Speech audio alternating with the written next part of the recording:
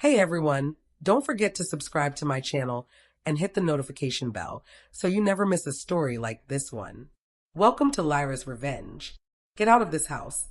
Take your wretched curse with you, she snarled, her frail fingers clutching the sofa's edge like it had personally betrayed her. The morning after my husband's funeral, my black dress still clung to me, heavy with rain. Untouched casseroles from last night's condolence crowd littered the counter.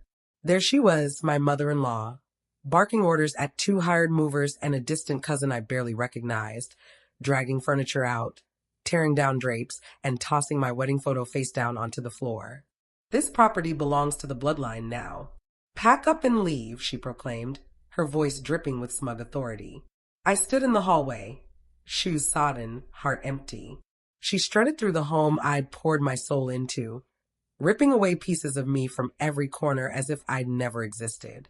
I watched them haul away the rug I'd chosen, the pillows I'd hand-stitched, the bookshelf I'd built for his law collection. Not one of them spoke to me, not until she reached for the spare keys. I didn't shout, didn't weep, didn't budge. I just said, "You missed something critical." She stopped dead. I'm Belle Monroe, 31, and if you think you know how this story ends, stick around.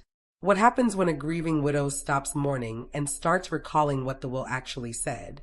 They buried him yesterday, but today they're about to uncover the one truth they thought was gone with him. She let out a brittle, arrogant laugh, the kind people use when they think you're bluffing, as if grief had stripped me of power.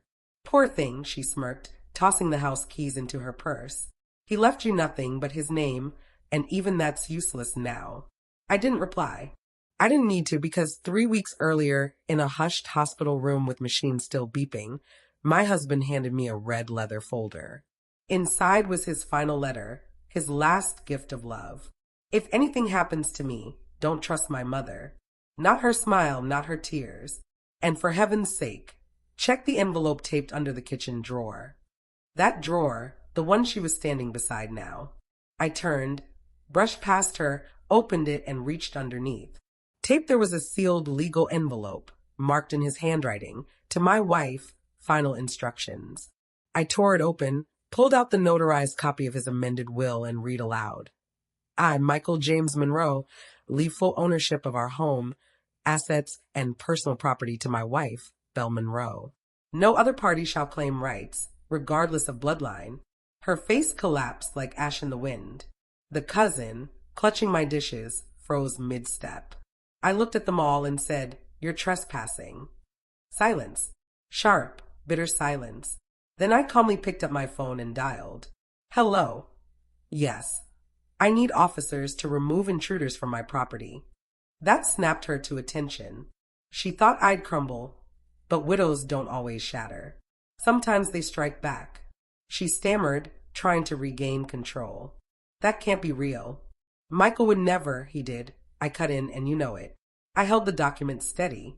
Signed, notarized, dated 3 days before his final hospital stay. She lunged for it. I stepped back. "Touch this, and I'll add attempted interference with legal property to the trespassing charge." Her lips pursed. The movers hesitated, edging toward the door, unsure who to follow. Sirens wailed in the distance, growing louder, real. She turned to me, eyes blazing. "You manipulated him. You turned him against his own family." I met her gaze. "No, you did that when you called me a phase, when you skipped our wedding, when you told him marrying me meant losing you." I walked to the front door and held it open. "I buried the man I loved yesterday. I'm not burying myself today." The police arrived moments later. I handed them the paperwork, and they took care of the rest. She left without another word, her silence roaring. From the window, I watched the last truck pull away, my belongings still inside. They'd taken my things but left something behind, proof that I had more than grief. I had ground to stand on, and I wasn't giving it up. The house fell quiet, still heavy with loss, but finally mine. And I wasn't finished, because buried deeper than the will was something she'd never see coming. That night, I slept in the guest room. The master bedroom still carried his scent, cedar and cinnamon, too much to bear. At 2:14 a.m., I climbed to the attic. Michael's old safe sat in the corner, dusty, untouched. I punched in the code. our anniversary, and his baseball jersey number. It clicked open. Inside was a folder labeled confidential, for Belle only, and a small velvet box. My hands trembled, but I pressed on. The folder held documents I didn't know existed. Real estate deeds, old letters, and a bombshell, a property transfer agreement. Michael had bought a lakefront cabin in my name, sole beneficiary, no mention of his family. The purchase was dated 2 months before his last surgery. He knew they'd come for me. He gave me roots where no one could reach. Tears fell not just from grief, but from love, the kind that plans for your survival even when it can't stay. Then I opened the velvet box. Inside was a delicate gold necklace with a tiny key-shaped charm and a note in his handwriting. For your next chapter. No one can lock you out now. I didn't sleep. I packed not in defeat, but in triumph. They thought they'd evicted me, but they'd only cleared the way. I had a cabin, a key, and a fire in my chest. It was time to rebuild on my terms. The lake house was quieter than I remembered. We'd only visited once, last fall, for a brief weekend. No cell service, just trees, wind, and Michael reading aloud on the porch. I unlocked the door with the necklace's charm. It fit perfectly. Inside, everything was untouched. His flannel slung over the armchair, 2 coffee mugs by the sink, his unfinished stack of books. I stood in the living room, letting it sink in. Grief, yes, but also ownership of this place, of my life, of a self that had always been treated as fleeting. Until now. Over the next few days, I cleaned, restored, reimagined. Then I made my final move. I called Michael's lawyer and had a legal notice drafted for her, his mother. It was brief, icy, precise. As the lawful widow and sole beneficiary of the Monroe estate, I inform you that any further harassment, contact, or illegal interference will result in court action. This is your only warning. No anger, no drama, just boundaries she never thought I'd set.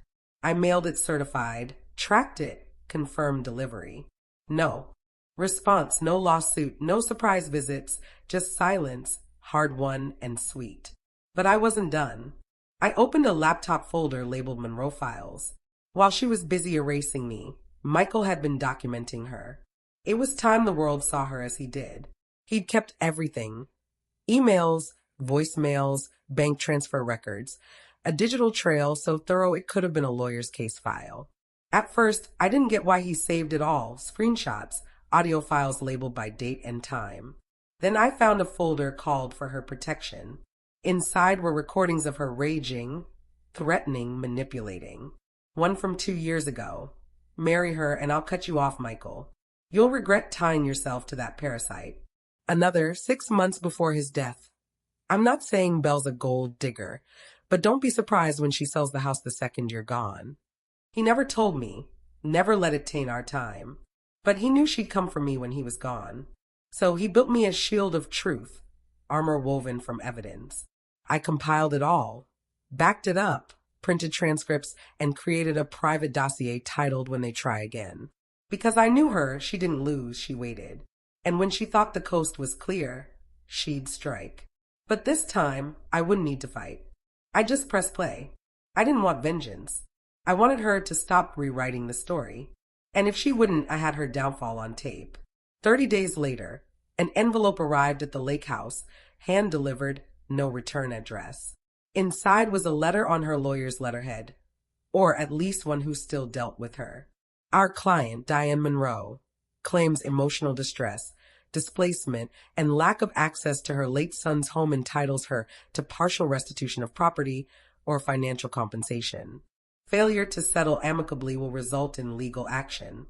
No signature, just a threat in elegant script. I didn't blink. I sent my lawyer everything. Michael's recordings, the will, the timeline. He responded the next day. Will reply formally. She has no case, but expect gossip. He was right. 3 days later, a cousin posted cryptic family drama on Facebook. She got everything. Some people forget who raised their husbands.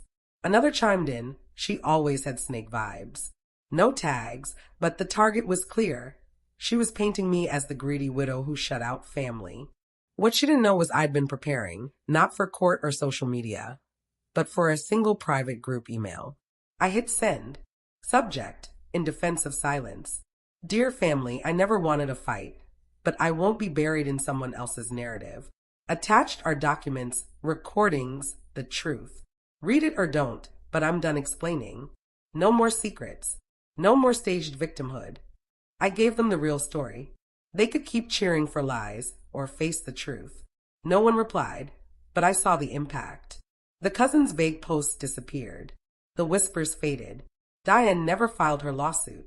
Silence, when backed by truth, roars louder than any argument. Weeks later, I settled into the lake house, painted the porch, planted lavender by the mailbox. Each act was a statement, I'm still here. You didn't break me. One morning, a letter arrived in her handwriting, no lawyer. I didn't know he did all that. I didn't realize how much he gave you. You win, Belle. But you were never one of us. I smiled. She was right. I was never one of them, not by their rules or their cruelty. But I was everything Michael chose, the home, the life, the legacy. They couldn't touch that. That afternoon, I framed the lake house deed and hung it by the door, next to a photo of us from that first weekend, his arm around me, squinting into the sun. I whispered, you did well, love. I'm safe, because revenge wasn't loud arguments or slammed doors. It was peace, roots, a key they could never copy. I didn't just survive her. I outlasted the version of me she thought she could erase. Every breath here is mine, on ground she'll never tread.